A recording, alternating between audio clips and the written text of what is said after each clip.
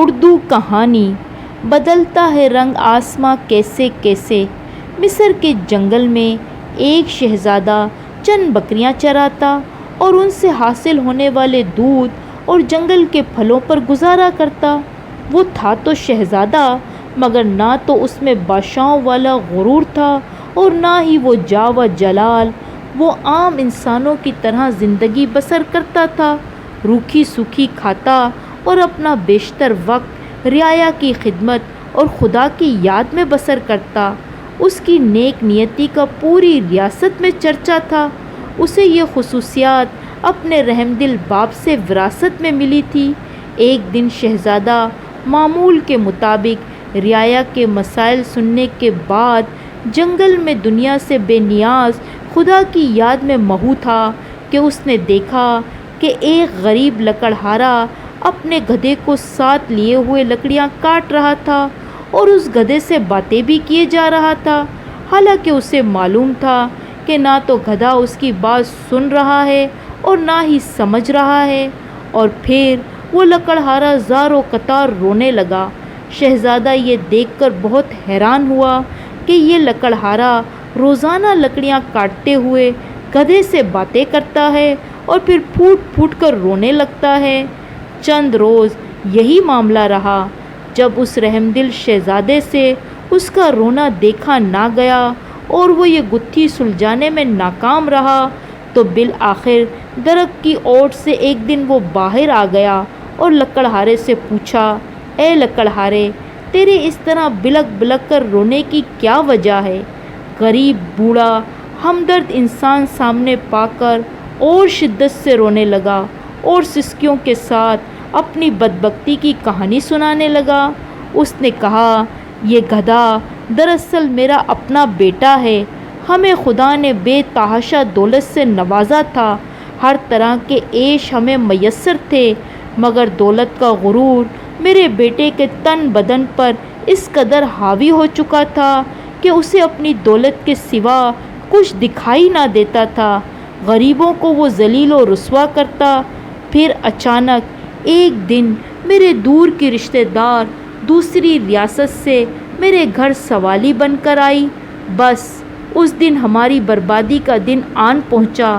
وہ بہت غریب عورت تھی، اس کی بیٹی کی شادی تھی۔ وہ یہ سوچ کر چلی آئی کہ مشکل میں اپنے ہی کام آتے ہیں۔ یہی وہ وقت تھا جب ہماری بربادی شروع ہوئی۔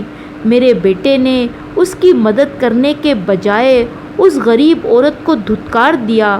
اسی رات سرخ آندھی چلی، بجلی کڑکی اور تیز ہواؤں کے ساتھ بارش ہوئی۔ میں اور میرا بیٹا نرم بستر پر میٹھی نیند سو رہے تھے اور وہ عورت پوری رات ہمارے دروازے سے لگی روتی رہی۔ شدید طوفان اور رات کے گھنے اندھیرے میں دوسری ریاست واپس جانا اس عورت کے لیے ممکن نہ تھا۔ وہ تنہا بوڑھی عورت پوری رات اس طوفان کا مقابلہ کرتی رہی، مگر میرے بیٹے کو اس پر رحم نہ آیا اور وہ عورت مدد مانگتی رہی۔ آخر تھک ہار کر اس نے غصے میں کہا، تو انسان نہیں گدھا ہے، اور پھر دروازے پر ہی طوفان اور ٹھنڈ کی شدت سے اس عورت نے دم توڑ دیا۔ پھر ایک آسمانی بجلی زمین پر گری اور میرا گھر اور سارا سامان خاکستر ہو گیا، اور صبح ہوتے ہی میرا یہ بیٹا گدھے کی صورت اختیار کر گیا۔ سب کچھ برباد ہو گیا۔ اس سب میں میرا اپنا قصور ہے۔ میں نے کبھی اپنے بیٹے کو غرور اور تکبر سے نہ روکا، اور اب یہ عالم ہے کہ میں جنگل میں لکڑیاں کاٹتا ہوں اور اپنے ہی بیٹے پر لاد کر اسے بیچنے لے جاتا ہوں، اور اسی سے ہم باپ بیٹے کا گزارا چلتا ہے۔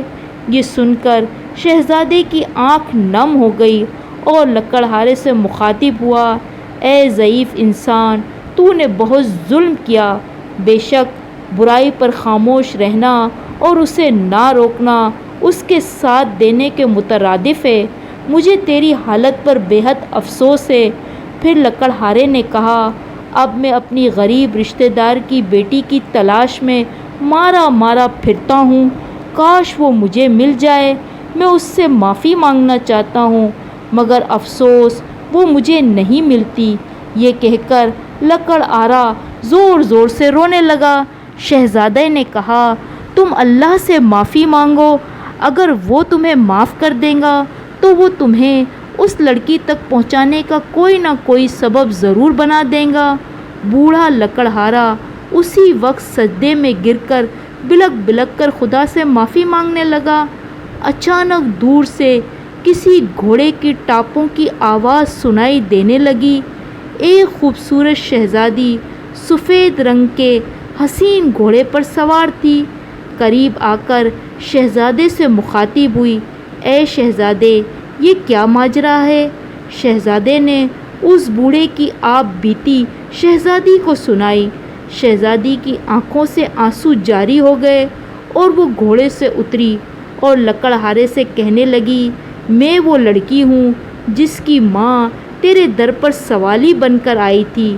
اس کے گھر نہ آنے پر میں اس شہر میں آئی اور تیرے خاکستر مکان کے ملبے پر بیٹھی رو رہی تھی کہ اس ریاست کا رحم دل بادشاہ معمول کے گشت پر تھا، اس کا وہاں سے گزر ہوا۔ بادشاہ یہ دیکھ کر بہت پریشان ہوا۔ بالآخر اس نے مجھے اپنے ساتھ لے جانے کا فیصلہ کیا۔ کچھ عرصے میں اس کے محل میں رہی۔ اس نے مجھے نیک لڑکی پا کر اپنے نیک بیٹے کے ساتھ شادی کرا دی اور رب نے مجھ غریب کو فرش سے اٹھا کر عرش پر بٹھا دیا۔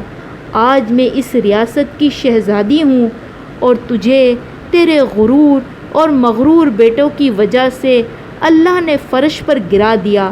اس لڑکی کو دیکھ کر لکڑہارا بے حد شرمندہ ہوا اور رو کر پھر اس شہزادی سے معافی مانگنے لگا۔ شہزادی رحم دل تھی، آنسو دیکھ کر لکڑہارے کو اس نے معاف کر دیا۔ خدا کی قدرت، لڑکا اسی وقت اپنی اصل صورت میں واپس آ گیا اور خدا کے حضور وہ سجدے میں گر گیا اور شہزادی سے معافی مانگنے لگا۔ شہزادی نے اسے بھی معاف کر دیا۔ بالآخر دونوں باپ بیٹے خوش ہو کر اپنی جھونپڑی کی طرف روانہ ہو گئے۔